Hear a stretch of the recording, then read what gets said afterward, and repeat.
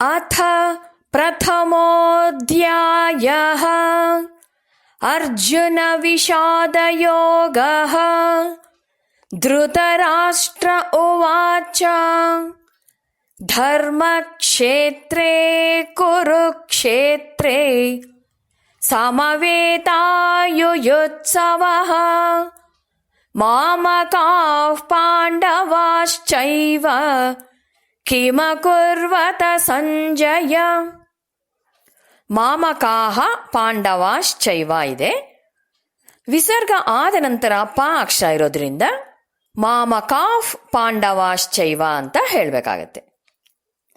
ಧೃತರಾಷ್ಟ್ರ ಕೇಳ್ತಾನೆ, ಹೇ ಸಂಜಯ, ಯುದ್ಧಾಪೇಕ್ಷೆಯಿಂದ ನನ್ನ ಮಕ್ಕಳು ಮತ್ತು ಪಾಂಡವರು ಧರ್ಮಕ್ಷೇತ್ರದಲ್ಲಿ ಸೇರಿದ ನಂತರ ಏನು ಮಾಡಿದರು ಅಂತ.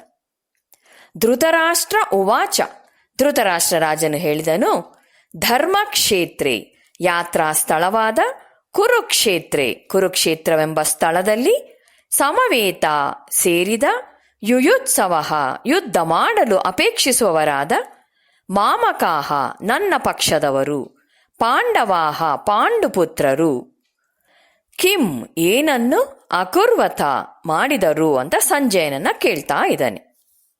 ಇಡೀ ಗೀತೆಯಲ್ಲಿ ಕುರುಡರಾಜನಾದ ಧೃತರಾಷ್ಟ್ರ ಇದೊಂದೇ ಶ್ಲೋಕವನ್ನ ಹೇಳೋದು. ವೇದವ್ಯಾಸರು ಧೃತರಾಷ್ಟ್ರನಿಗೆ ಯುದ್ಧ ಭೂಮಿಯಲ್ಲಿ ನಡೆಯೋದನ್ನ ನೋಡೋದಿಕ್ಕೆ ನಿನಗೆ ದಿವ್ಯ ದೃಷ್ಟಿಯನ್ನ ಅನುಗ್ರಹಿಸ್ತೇನೆ ಅಂತ ಹೇಳ್ತಾರೆ.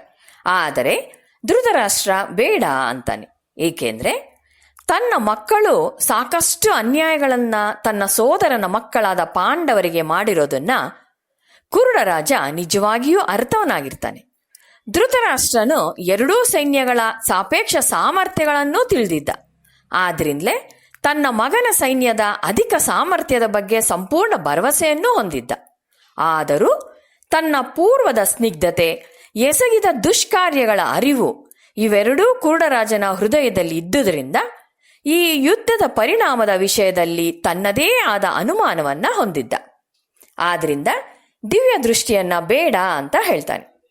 ವೇದವ್ಯಾಸರು ಧೃತರಾಷ್ಟ್ರನ ಮಂತ್ರಿ ಸಂಜಯನಿಗೆ ದಿವ್ಯ ದೃಷ್ಟಿಯನ್ನ ಅನುಗ್ರಹಿಸ್ತಾರೆ.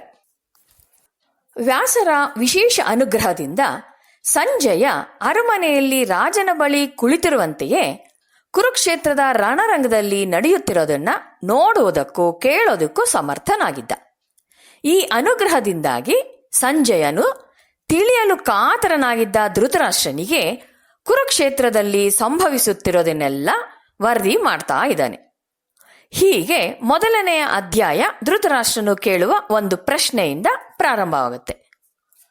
ಕುರುಕ್ಷೇತ್ರ ದೆಹಲಿಯಿಂದ ಸುಮಾರು 105 ಮೈಲಿ ದೂರದಲ್ಲಿದೆ.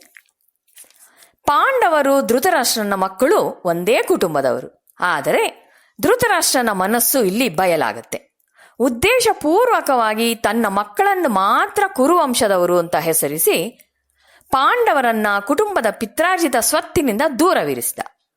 ಪಾಂಡುವಿನ ಮಕ್ಕಳ ವಿಷಯದಲ್ಲಿ ಧೃತರಾಷ್ಟ್ರನ ನಿರ್ದಿಷ್ಟವಾದ ನಿಲುವನ್ನ ಇದರಿಂದ ತಿಳಿಯಬಹುದು.